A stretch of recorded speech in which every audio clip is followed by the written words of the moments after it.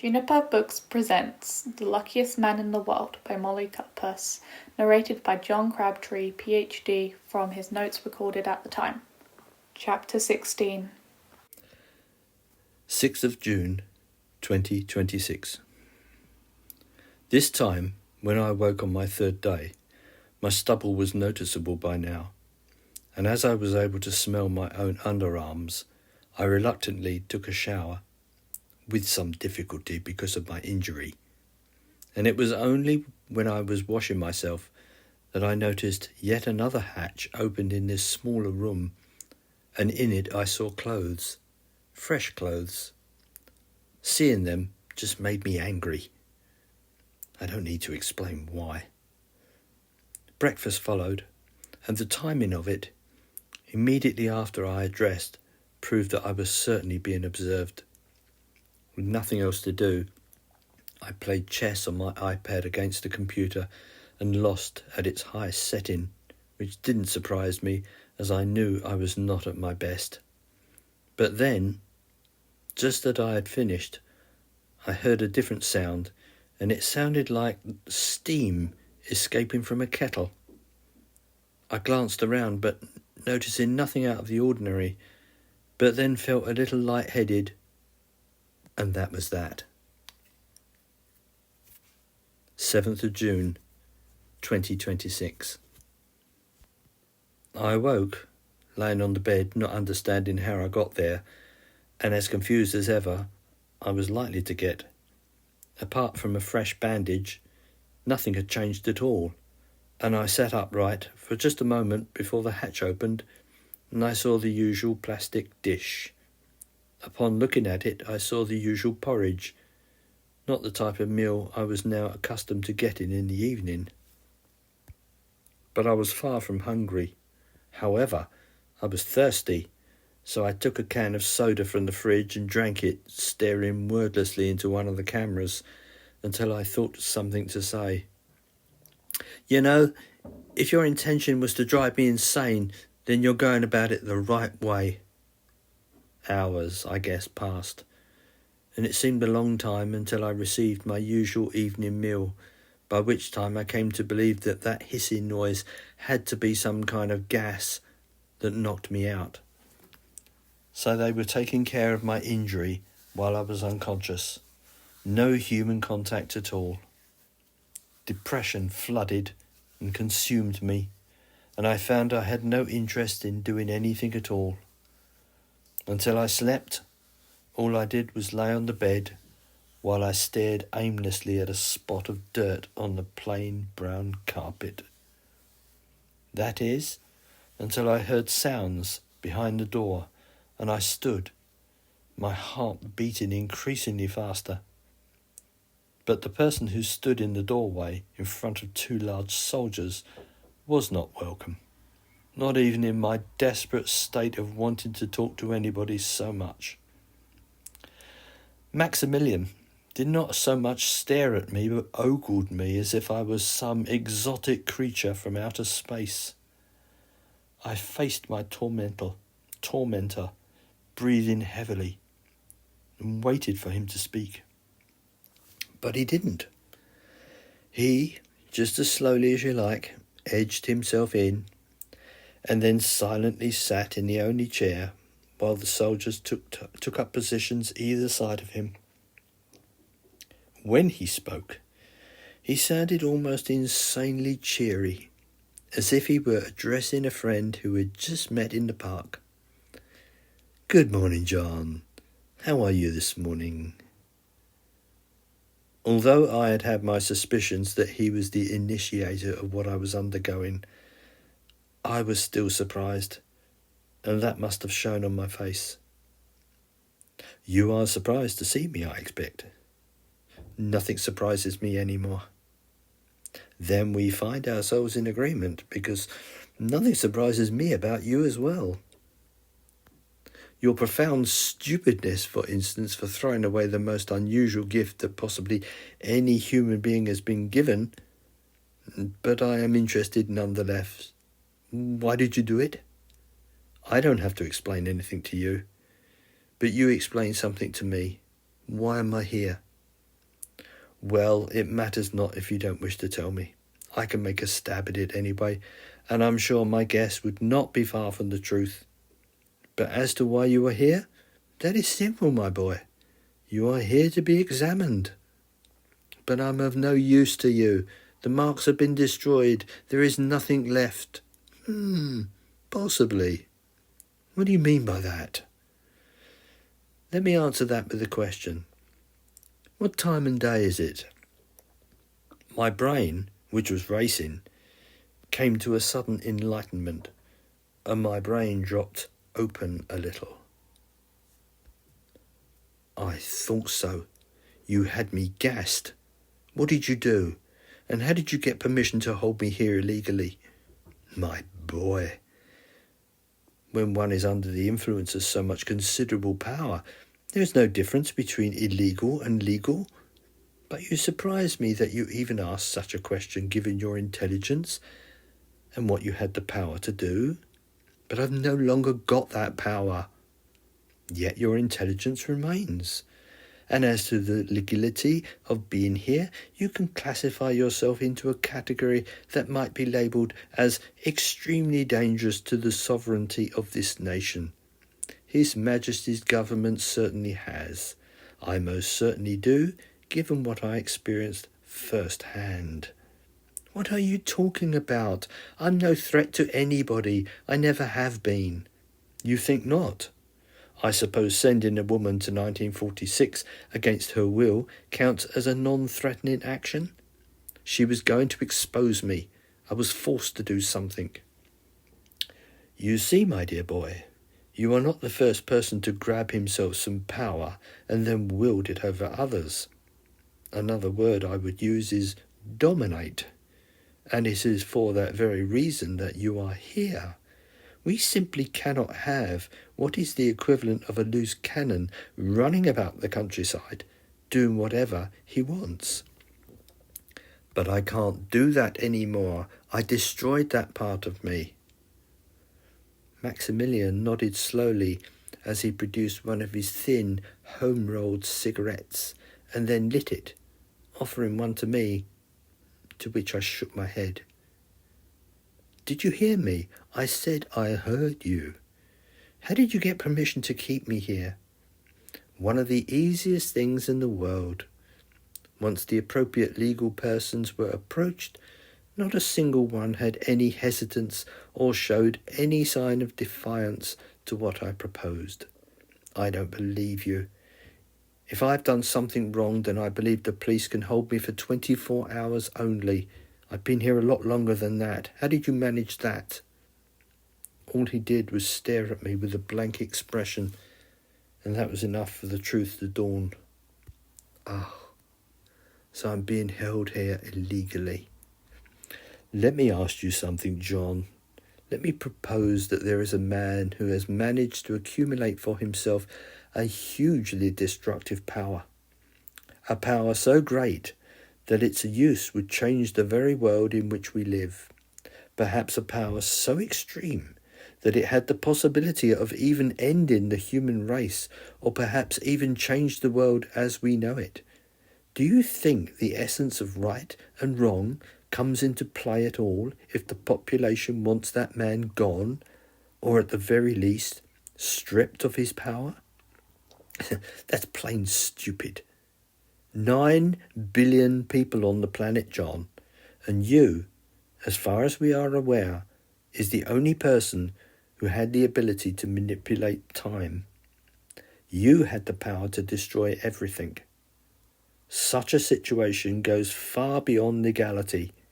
It becomes a question of self-defense and the preservation of our way of life. Take the Second World War, for instance.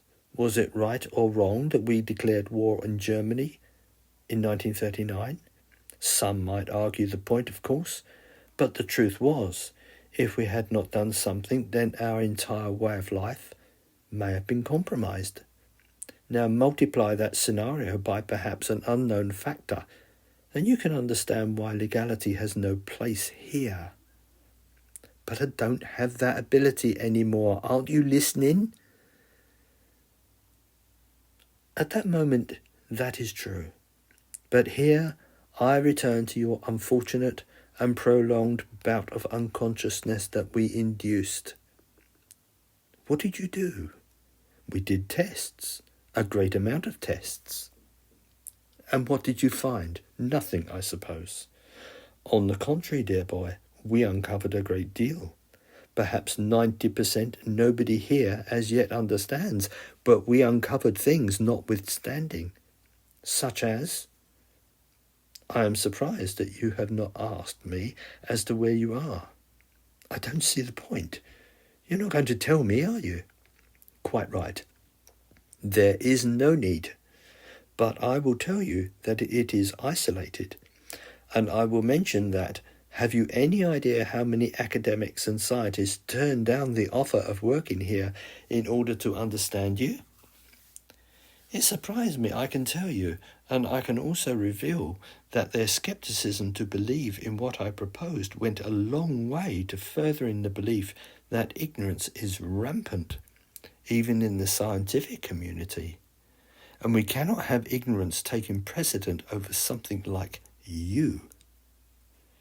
I'm listening to your fancy words, Maximilian, but the truth is I don't have that ability anymore. I saw to that. Yes, you unwisely and selfishly took that direction. However, since you were examined by a few fellow academics who possessed the intelligence to see beyond their noses, it turns out that you still have a few secrets left to be uncovered. I don't understand. How can there be? Nothing's left of my hand, and therefore the marks. Well, it turns out that is not the full truth. Explain. You have been extensively scanned using MRI, MRT, HRCT and PET, and it seems like some residue of something unknown remains in your body. What sort of something? Did you hear me say the word unknown? Well, how did you find something that you don't understand? During the scans, we noticed anomalies corresponding to extremely high frequencies, and after eliminating any sources which could interfere with those oddities, we now surmise that those abnormalities consisted of particles of a previously unknown type. All we do know is that they interact with gravity and the Earth's weak magnetic field, which is in itself a divergence from our current knowledge. Where did you find them? In my wrist? All over your body? Which begs more questions than anybody has answers to. So how long am I to remain here? Another unknown quantity. But you can't just keep me here as a prisoner. Perhaps you can recall what we have already discussed. So all you are going to do is keep experimenting on me, shoving me in and out of scans. What about my human rights? My dear boy, you are in a unique position of not possessing any. However, you will be looked after and treated well, except when you're not pulling my brain to bits. I had imagined that possessing the kind of inquisitive mind you have, you might have found our investigating fascinating, but it appears not. Then use your own imagination and imagine our situations reversed. I think a small amount of gratitude might be in order, John, because when we conduct these tests, at least we render you unconscious. I could not find anything more to say, and Maximilian and the soldiers left without another exchange. The metal door clanged as it was closed, and that infernal noise did nothing but cause me to become even more depressed. All the same, what he had said stimulated what was left of my curiosity. So, I was producing unknown particles. I lifted up my left hand and stared at it hard, but all I saw was the thing that had been attached to my arm since I was born. Momentarily I remembered the pain that I underwent when I destroyed my right hand, and I winced with the memory of it. But what I could not understand was how anybody had agreed to keep me here against my will. For as far as I could understand, this was kidnapping, and being held against my will, plain and simple. Surely somebody was missing me, my family, my neighbours, Jennifer. And where was I being held? Almost certainly in a place where nobody of any consequence could look. Was the media questioning where I was and what was happening to me? In that instance, I realised the mistake I had made. Instead of putting my hand under that tire, it ought to have been my head. Just how long could they keep me here? Would they end up dissecting me? Would parts of me eventually be flown to laboratories across the world, and for me to end my days pickled in jars of formaldehyde? Parts of me having no name, no proper place of rest, no everlasting peace. That thought alone was frightening. 8th of June, 2026. Ironically, time meant nothing to me in that cell, and for hours I slept until my porridge arrived. I had previously read about test subjects submitting themselves to perpetual isolation, and from what I could recall, the experiments did not end well with their thinking, perception, memory, motivation and mood all changed to a greater degree. Some thought that only hours had passed, whereas in reality it had been days. I was already exhibiting depression, so I wondered just how long it would be before I began to suffer from extreme anxiety, hallucinations, bizarre thoughts, and senselessness. Making an effort, I glanced around the cell as I ate, looking for anything that I could use to take my own life, but the bastards who had arranged this had been thorough, for there was nothing at all. And anyway, as I was certain I was being watched, even if I had found something to hasten me on my way, they would surely come in and put a stop to it. The only measurement I had was the consumption of the food, which I imagined arrived at the same time each day, and the only way I knew what time it was what was served.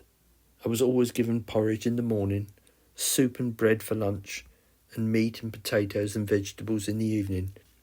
I swear that if their cook had served up anything else, I would have gone completely mad. My only other way of negotiating time was by entering a sort of diary on my iPad, offering my thoughts and splitting up the days by the meals. But after a while, all the entries began to look the same. And because of the period of unconsciousness that I was subjected to, I had no real idea, even if I got the dates correct. All I knew was that it was early in June. Probably. After another gas-induced period, and of course unsure how long that was for, after my meal of soup and bread, I had a different visitor, although she was, of course, accompanied by the same two huge soldiers. After listening to voices, the door swung open and Caroline stepped into the cell. I was so surprised that I forgot my manners and didn't stand. All I could do was stare at her lovely, heart-shaped face, as if she was some hallucination brought on by isolation. It was only when she spoke that I knew it was real. She briefly turned her head and spoke to the soldiers. "You can wait outside. Close the door." "Ma'am, our orders are outside." Reluctant to comply, nevertheless they did, and the door was closed gently. She turned back to me. "It would be a cracking idea if we supplied a second chair, don't you think?" I have to say that her rather clipped English accent threw me a little, and it was difficult for me to believe that she had been able to fool me upon our first meeting in the city. "So why am I not surprised that you are part of all this? If it's any consolation, John, I am actually not." "Ah, yes, I believe you. You've been able to freely come and go while I am not. Aren't you afraid to be in here by yourself?" No, because I don't think you are that sort of person. I don't think you would harm me. That's what you think. Desperate men take desperate actions. And what satisfaction would you get from injuring me? You'd be surprised. May I remind you that that door is not locked? And the guards are just outside? What do you want? What is this? Good cop?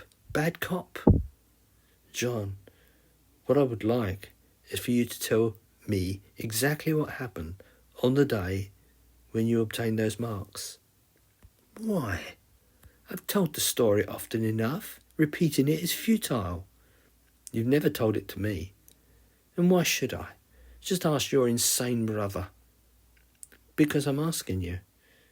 Because perhaps I can make your life here more decent. What life? I'm a prisoner, brought here illegally to have illegal tests performed on me. And when that evil brother of yours has extracted every atom of information he can get, I'll probably be killed and nobody will ever find me. I'll become an unknown statistic, one of 1,000 people who disappear without trace every year. I guess who knows who's responsible for them now. You're talking stupid, John. Maximilian doesn't do that sort of thing. Hello? Am I in this cell being held captive against my will or not? You are special. Certainly a one-off. A one-off. Well, you got that right.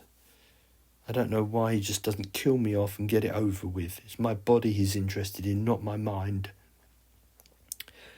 Tell me again how you received those marks, please. And maybe I can help you. Help me? He's got the keys, hasn't he? John, I'm a Nibley Dawson. I have as much to say about this place as my brother. So talk. As much as I didn't want to humour this traitor, she was providing a break for the isolation.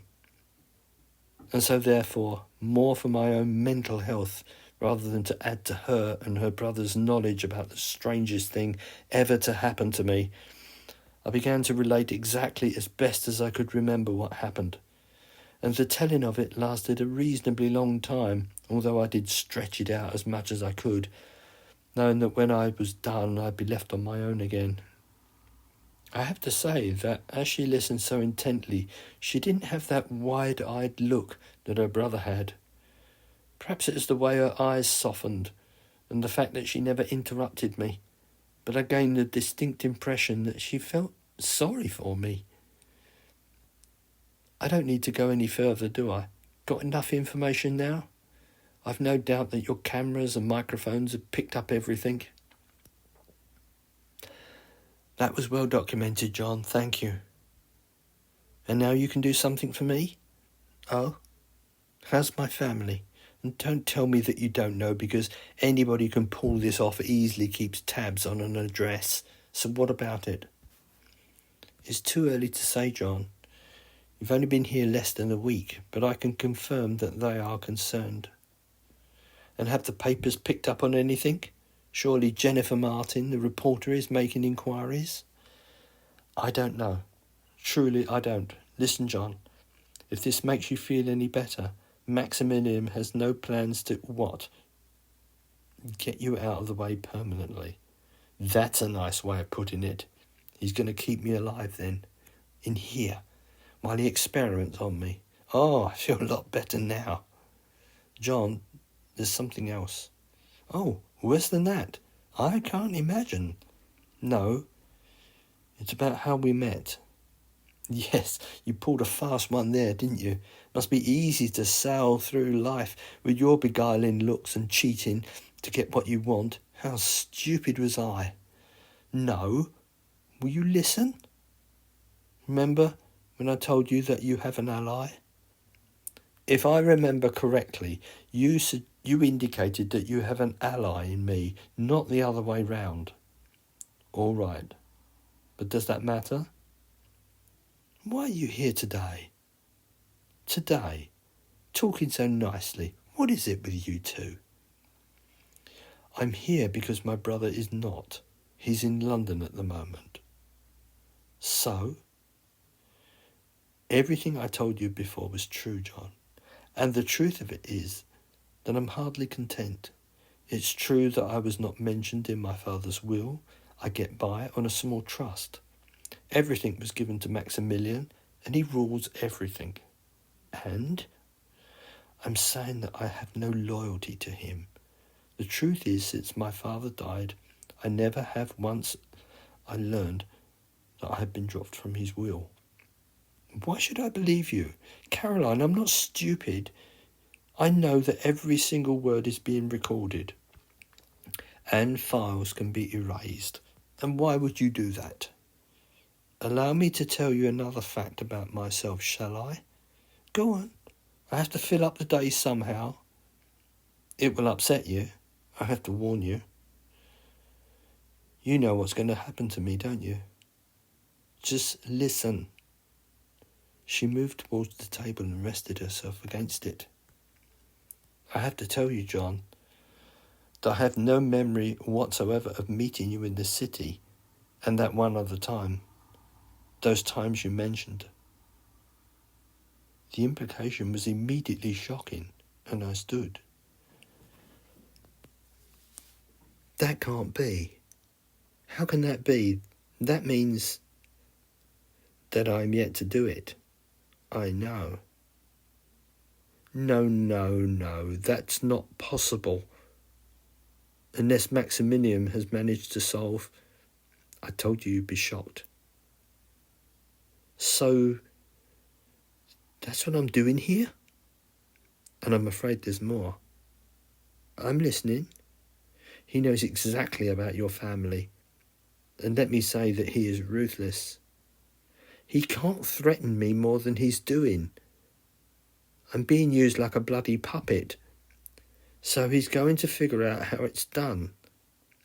Look, I don't know if I ought to tell you about the future. My own intuition tells me I ought not to.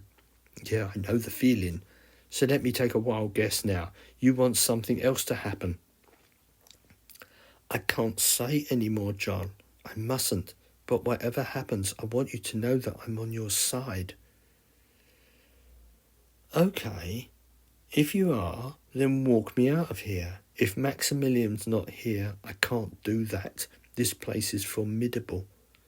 Where is it? In the Highlands of Scotland, absolutely miles from anywhere and covered from aerial eyes by a thick forest. There is no escaping by normal means. I don't like the sound of that. I can't say any more. Can you say how long I've got to remain here? I can't tell you that either. Maximilian is meeting some serious people who have, shall we say, certain specialist talents. All I can tell you is that whatever is going to happen will probably happen sooner rather than later. And I will be part of whatever it is when you go back to speak to me in London. I'm sorry, I can't say.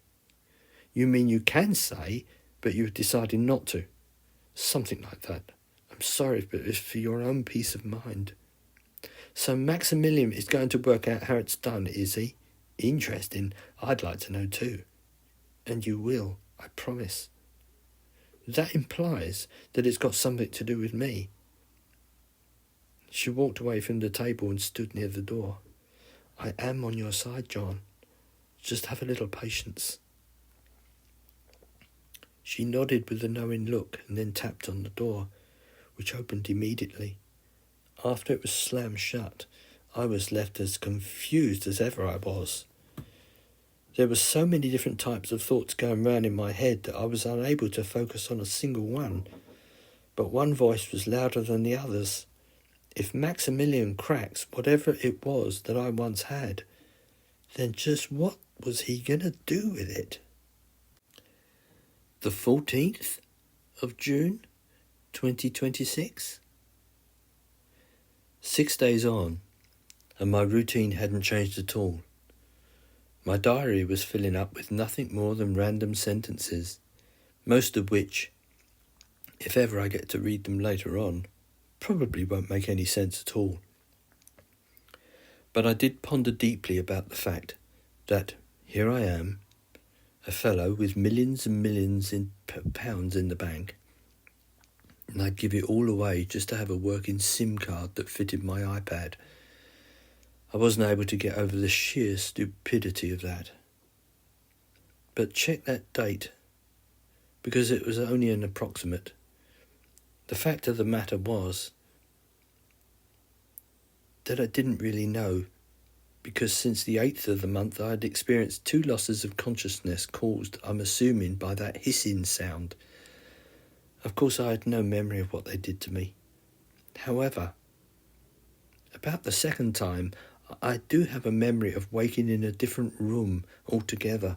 I say memory, but it was more like a fleeting impression, nothing more.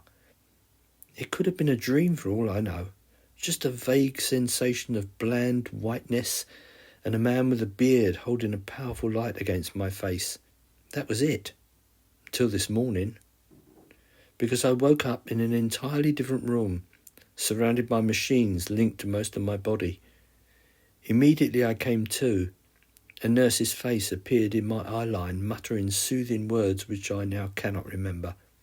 Then I think I lost consciousness once more, only to come round again, this time with more consciousness, if I can describe it like that.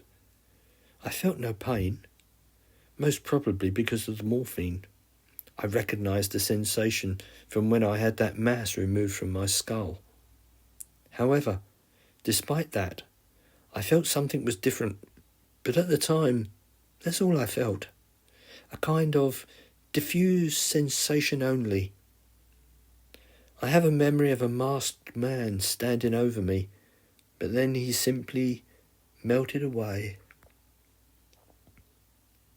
My third attempt at consciousness was better, and absolutely terrifying, for my right hand was swathed in a thick bandage, and once the sight of that hit my consciousness, I came to with a vengeance, and there was no sleeping after that. 2 nurses and 1 doctor attended me over and over time.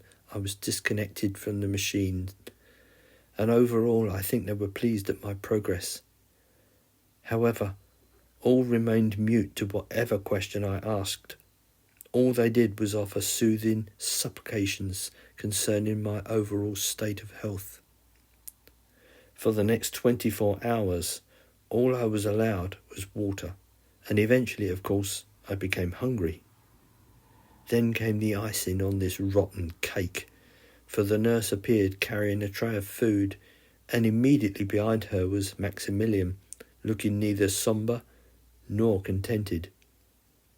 After the nurse had adjusted me and placed the tray on the plastic table so conveniently attached to the bed, Maximilian drew up a chair and sat, all the time leaning on his stick, which played no part in any disability. We stared at each other for a few seconds, only before I spoke with a calmness that surprised me given the circumstances. "Just what the hell have you done to me?" I was, of course, referring to my bandaged right arm. But whatever was the opinion of what this man was, and what he was capable of, I wasn't expecting his answer. He spoke in a way that filled me with dread. "You may remember your foolish attempt to rid yourself of your problem. The incident with that large and weighty vehicle. Well, we have reversed the process. Or should I say that I have overseen the procedure?" I dragged my eyes away from his smug face and stared at the bandage, now immediately noticing that the end of it was longer. In fact, the length of my right arm was now the same as my left. "That's not possible." "You will discover when the dressing is removed that I am telling the truth." "But I destroyed it. I heard it. I can't unhear that noise. And the technology doesn't exist to..." My dear boy, in an age where face transplants are common and we can grow body parts in the lab to exactly replicate a patient's DNA, are you so sure? "But I destroyed it." "No, It was removed by the surgeon that treated you. It was only after some rather quick thinking on a third person's behalf, and after it had been brought to my attention, that preparations were made for it to be preserved.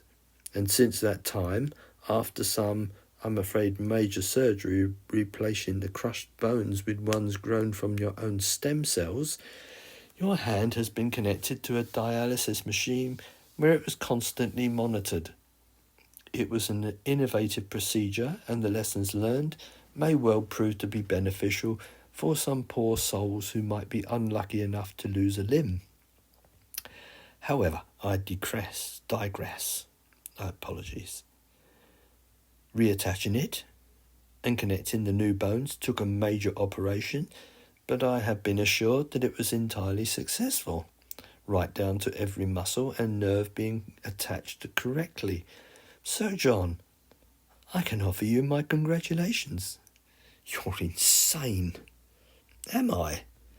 You must take my word for it that despite whatever we tried, whatever we thought of, all attempts at making the marks work failed. Whatever mechanism makes it work has confounded the best scientists and technicians that my money can buy, so it clearly works on principles about which we know nothing. One quite eminent professor remarked that it was like giving a kitchen microwave to Isaac Newton and asking him to work out what it does and how it works. It was against this lack of progress that the decision was undertaken to reattach it to you, and I must say that it is healing very nicely indeed, because whether or not it is attached to you, there is some quality still within you that causes it to do what it does. Now, we may never understand what that is, but in the end I have to say, who cares? As long as it works, and I can advance my plans, then the who and the why of it can go to bloody blazes as far as I'm concerned. I've got no words. I'm pleased to know that, because I'm used to winning.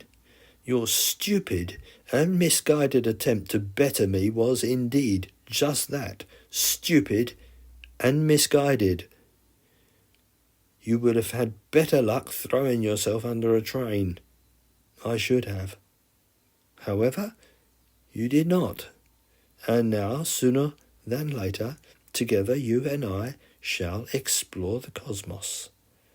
How do you expect to get away with this, assuming that the marks still work? How will you control me? Thought of that? My dear boy, simplicity itself. Obviously, I cannot. And equally obvious is your determination to destroy yourself.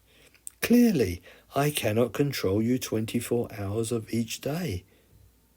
But they can.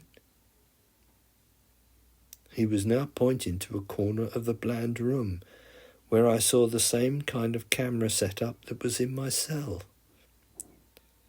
All right, so you're able to spy on me. I don't get it. Oh, but they are slightly more evolved than ordinary cameras, John.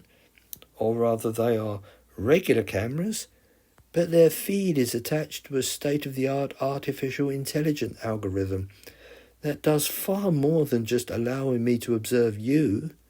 For instance, it not only has face recognition, but emotion and position recognition. It will provide me with data second by second on what you are doing and where you are. And moreover, it has predictive and recursive algorithms as well. I don't see how any of that helps you. With what you are giving me, assuming that it works, you won't have any control over me at all.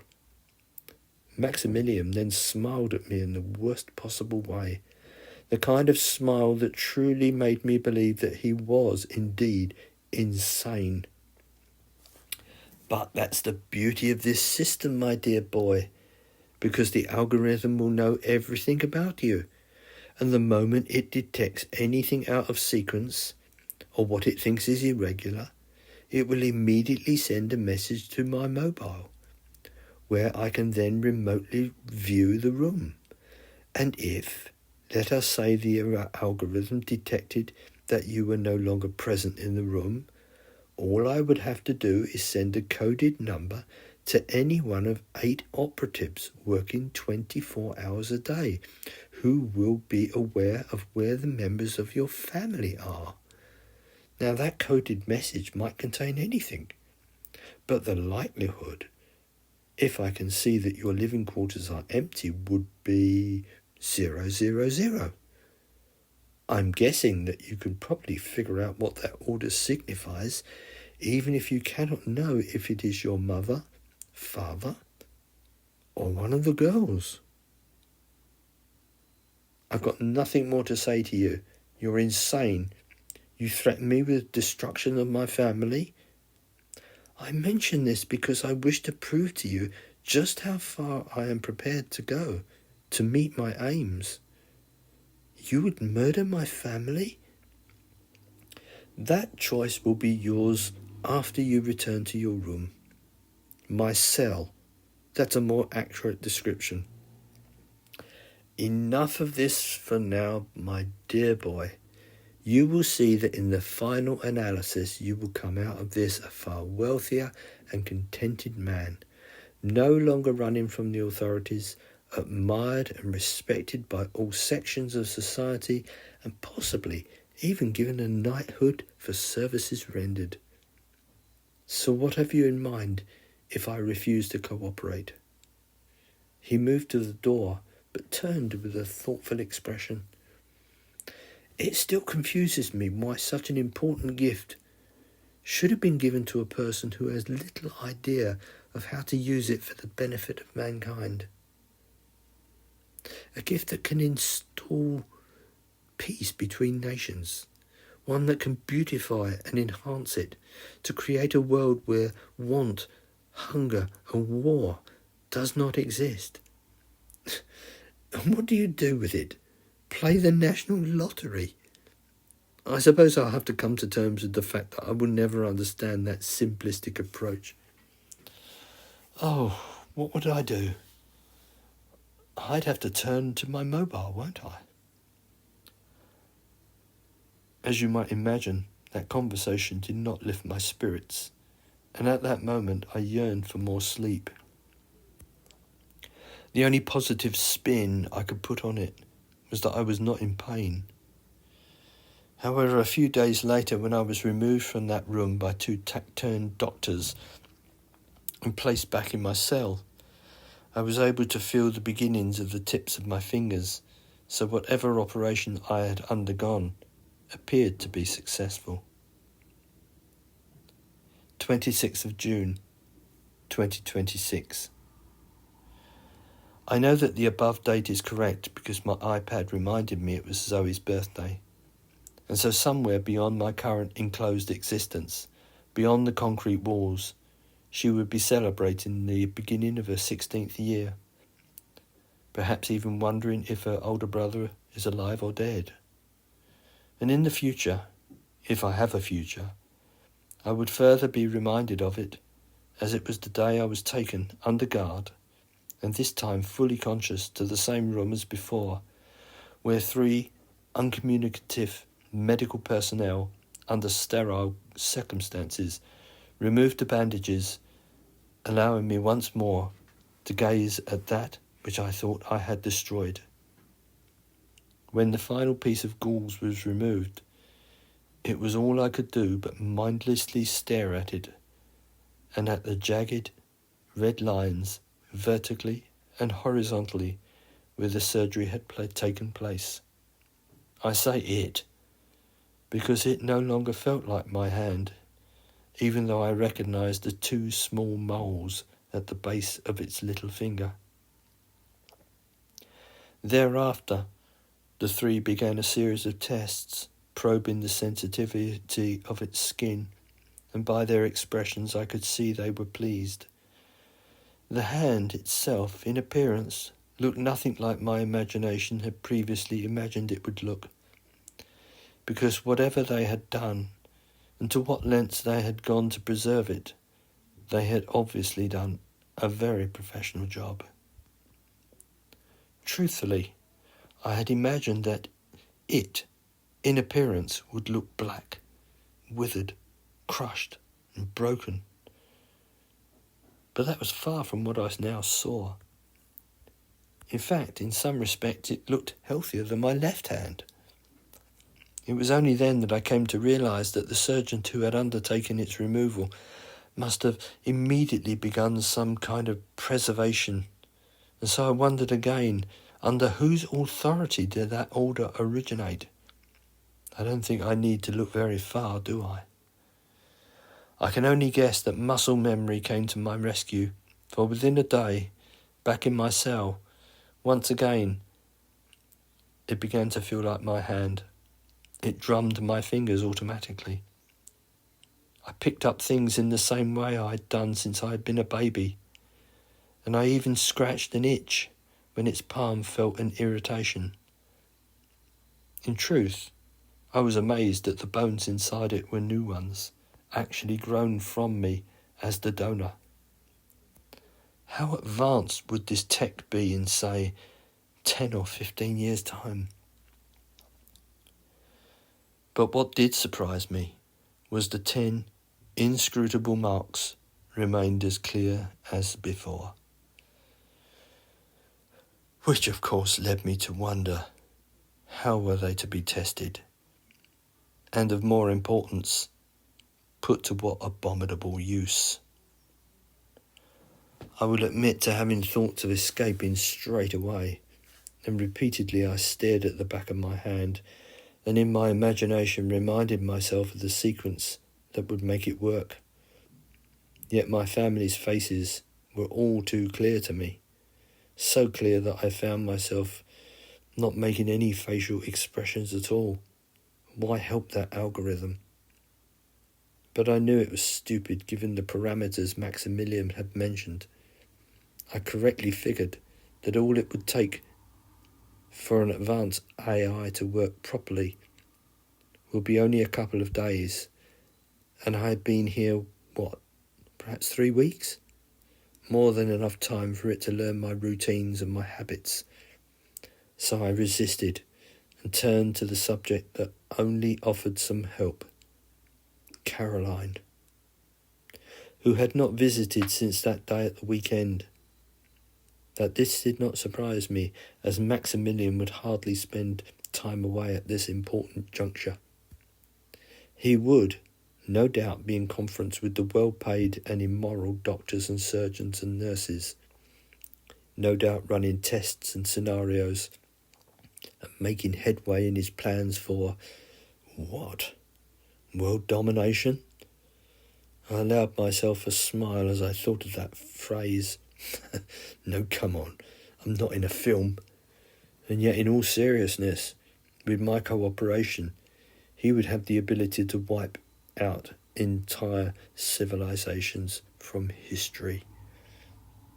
And so, in a quiet moment, in my mind, I imagined a set of scales, and on one side rested the entire world as I knew it. Yes, war-torn, unequal, unbalanced, polluted and suffering, all the ills that mankind had placed upon it. And on the other, 4 people that were most close to me.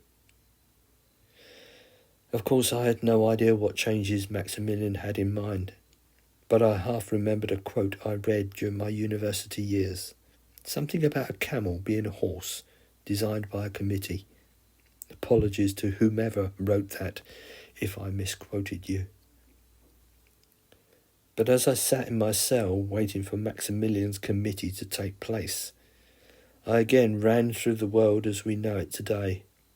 Yes, it was all of those things I just mentioned, but it was also filled with love, creativity, friendships, the potential to better ourselves, and last but not least, freedom. People's individuality to choose how they want to live. Remove that, and what would be left? Maximilian as God, with me as his right-hand stooge. No, it would not do. It would not do at all. Therefore, as I was eating my evening meal, I found the strength the strength to refuse him, no matter what he would do to my family. And moreover, I again was pleased that destroying my hand had been the right action to take. So let the madman do his worst. If it took 4 lives to preserve the world as it was, then their deaths would be on my conscience, nobody else's. However, making that decision didn't mean that I had to remain passive. If there was a way to take him out, then that ought to be where my focus lay, and keeping my family safe ought to run a close second. But how to accomplish this? If I left this room, how long would it be before Maximilian's code came into operation? If this place really was the Highlands of Scotland, then what good would that be? It could take me ages to reach London. I had no money or cards. I'd basically be a wandering traveller with no means to support myself. Now, I know exactly what you're thinking, but that obvious solution has yet to be suggested to me. Why had I not thought of it? I believe it's because a captive prisoner's choices remain limited. And if I was anything, I was nothing else but a captive prisoner who had undergone 2 major surgeries, one of them, I am certain, being groundbreaking. In other words, I was so intent on my final destination that I wasn't able, at that time, to solve my immediate problems. It took a young lady to achieve that. You have been listening to an audio production of The Luckiest Man in the World by Molly Cutpurse, narrated by John Crabtree PhD.